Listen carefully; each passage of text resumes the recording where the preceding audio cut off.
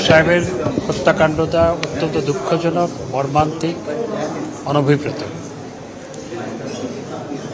এবং কলকাতা পুলিশ যে ফ্ল্যাটে তাকে হত্যা করা হয়েছে বলে ধারণা করা হচ্ছে সেখানে ঢুকেছিল, কোনো লাশ সেখানে পায়নি।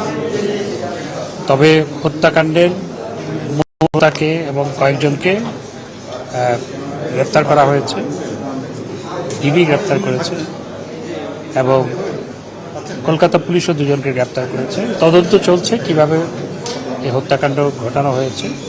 তো এরই বিস্তারিত আসলে স্বরাষ্ট্র মন্ত্রণালয় বলবে। আমরা আমাদের মিশনের মাধ্যমে খোঁজ রাখছি এবং মিশন কলকাতা পুলিশের সাথে নিয়মিত যোগাযোগ রাখছে।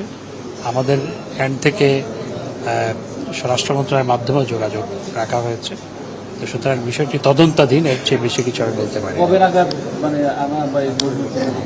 দেখুন, বিষয়টা তদন্তাধীন, এখনো কোনো লাশ তো পাওয়া যায়নি। তো সেই কারণে কলকাতা পুলিশ ফ্ল্যাটে ঢুকেছিল, তারা কোনো লাশ সেখানে পায়নি বলে আমাকে আমাদের মিশন কলকাতায় ডেপুটি হাই কমিশন যেটি আছে সেখান থেকে সেটি জানানো হয়েছে। দেখুন, এই ঘটনা তো অত্যন্ত দুঃখজনক। আমি